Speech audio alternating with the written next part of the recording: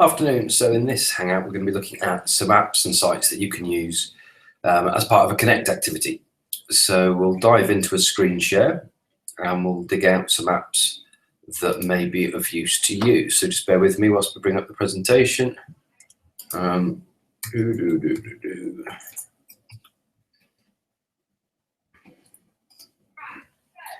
So I'll just find the right one, which typically has disappeared on me. So just bear with me a moment and we'll find it.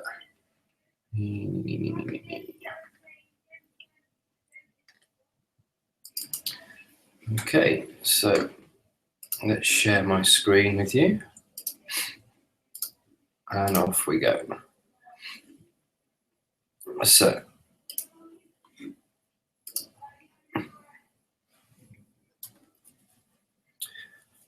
tools relating to Connect section of the learning cycle. So at the college I work at, we use the learning cycle, and the Connect activity is about joining up and relating to activities that happened in the previous lesson. So obviously there's a lot of quiz-based tools, and I've talked at length about tools such as Kahoot and quizzes and Socrative that allow the learners to respond via their own devices. So I thought in this talk I'd look at some other sites that I haven't mentioned quite so much. I mean, the Kahoot quizzes type still seem to be some of the most popular sites with the learners that we have here. They enjoy the gamification, they enjoy having that leaderboard and being able to see how they compare to their peers. So let's go and have a look at some other tools that I think you could use as part of that Connect activity. So there's a picture of the learning cycle for those not familiar with it. We've got the Connect activity, and then you've got the share, the present, the apply, and the recall and review. And you'll see as we go through the tools, there is very much an overlap between the sorts of tech tools that you may use for Connect and the tools that you use for recall and review. So on to some of the tools. Before we touch on them, just very quickly, in the learning cycle and the framework, it suggests that 5% of the lesson activity is focused on the connecting, and the same with the recall and review. So the bulk of it is focused on the learners applying the information that they've learned. So the first of the apps. Now, it's one I've not really done much with. I looked at it a few years back and haven't looked at it since, but it seems to have developed nicely and is very richly featured now. Poll Everywhere. It allows, as with quizzes and Kahoot, it allows your learners to respond via their mobile device, which is always a popular when it comes to how the learners like to work. You can have multiple choice questions, open-ended questions. Now, the open-ended questions allow you to present the information in a variety of different ways. As you can have a ticker stream of responses coming up. You can also have a word art diagram where it increases the size of the words that are said more often. So it's quite a nice visual way of seeing the responses your learners are giving you. Learners can respond either using a URL, or they can text you a response via a code that is provided, having created your quiz. So again, it's hitting that main area which students seem to like, which is the use of mobile devices. You've also got a QA function and a brainstorm function. So as a potentially, maybe as a recall and review exercise at the end of a lesson, you could use the Q&A function to get the learners to ask questions about some of the things they're still struggling with. Or they could do a brainstorm where they're giving ideas as to topics or activities they may wish to do later on in the year. And then the final choice, which I really like, is the clickable image. And you can upload an image, and then the learners can specifically click on certain parts. So I could see with anatomy, if you're teaching biology, to be able to upload parts of the body, and for the learners to be able to select which bit you're talking about could be quite a useful tool. So that's Poll Everywhere. There's a video guide through on my blog, and I'll put all the links in the showcase after this presentation is over.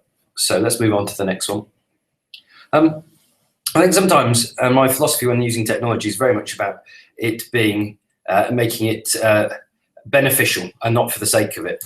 And during the start of the lesson, When it comes to asking those questions of the learners and seeing how much they remember from the previous session, you usually end up having to pick students at random or point to students and ask them to respond.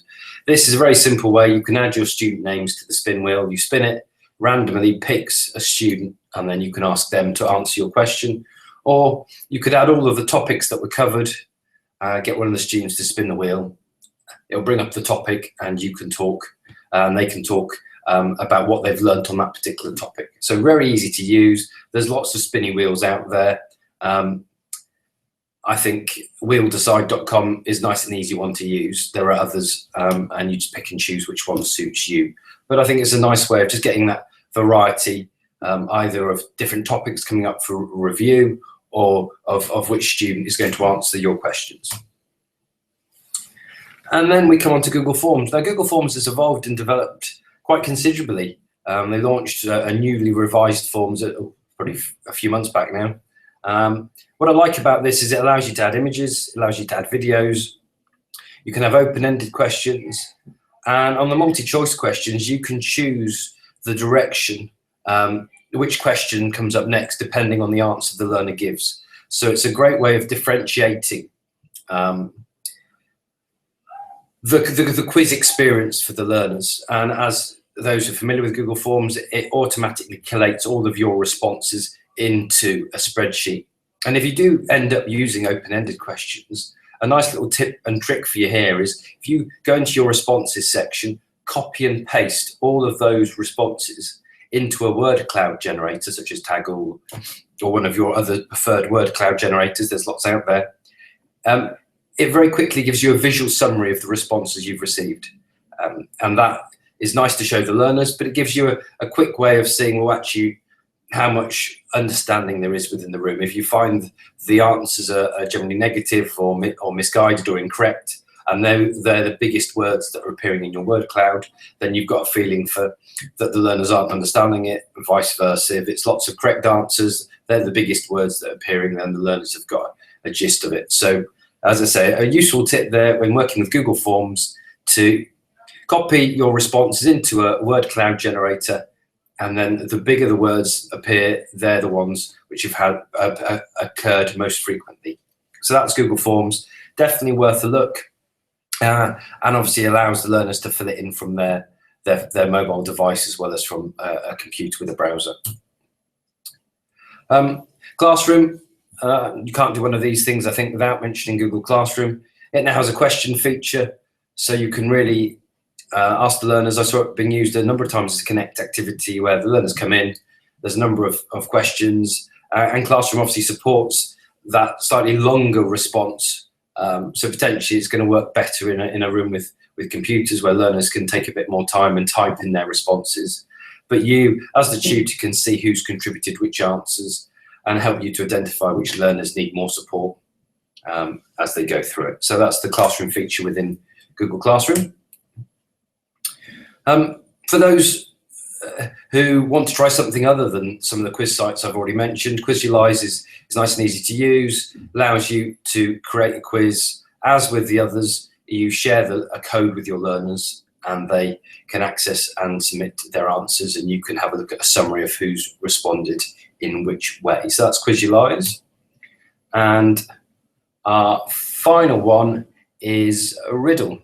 Really nice and easy to use. I like the way that you can add images and the appearance is nice and clean.